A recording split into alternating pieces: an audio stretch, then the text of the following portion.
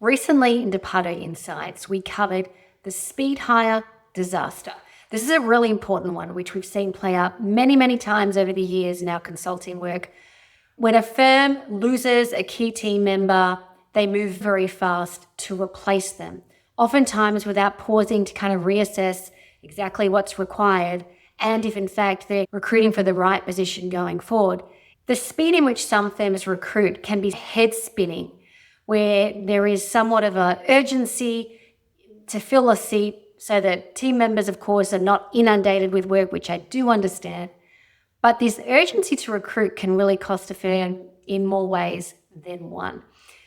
Oftentimes, if you're hiring in a hurry, it means an abbreviated recruitment process. That is, as you go through the interview stage, you might cut that short, you might conduct fewer interviews, you might have fewer people involved, just to try and skip through it at a more rapid rate and to try and onboard the candidates much more quickly. And of course, if you're going to do that, the likelihood is you will miss things. Now, I do really understand that sometimes there's real urgency or a sense of urgency.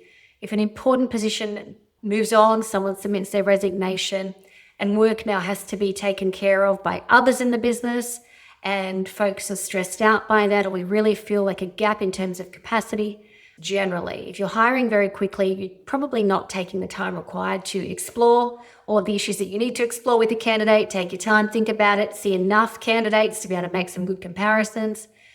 All that gets thrown out of the window and firms will quickly move to, hey, when can you start? And oftentimes we see a couple of weeks after the new hire has been brought on board, things already have not gone well. Even sometimes within the first week. For example, culturally, they can really rock the boat and kind of bulldoze their way into the business and upset a bunch of people in the firm. And this, of course, is only going to create more distraction, a loss of productivity and so forth. Not a great thing.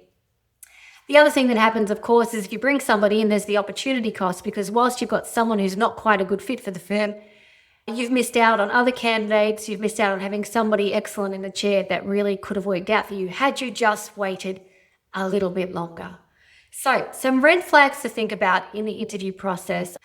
For example, job hopping should jump out at you. If the resume shows lots of different positions over short periods of time where they haven't really stuck it out in any one role, that is a red flag. And the likelihood is they will job hop from your firm also in short order, which is a costly exercise for you. Also, if you find that a candidate turns up to the interview and is not very prepared, doesn't really understand the business, hasn't really done much research around the nature of the work and the role, that is a problem and should be a red flag for you. They're probably not taking this too seriously, or they're distracted, maybe looking at a number of different jobs and haven't really paid enough attention to what it is that your firm is looking for. If responses during the interview phase are non-specific and vague, well, pay attention to that, because chances are they might be, let's just say, over-promising or leading you to believe that they've worked in areas which maybe they haven't. If they can't really talk in specifics or in detail about the work, that should come to the surface as a red flag for you.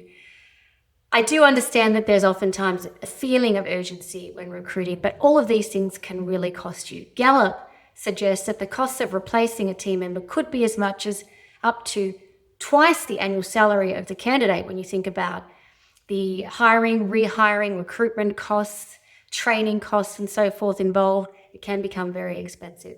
When it comes to recruitment, your best option is to stay calm and even use outsourcing solutions in the short term to fill some gaps, whilst that gives you more time then to find the right candidate in the market for you. I hope that's been really useful to you. You can subscribe to Departo Insights. That's our monthly business intelligence briefing. It will land in your inbox on the last Friday of every month. Subscription is completely complimentary and we would love to have you join us.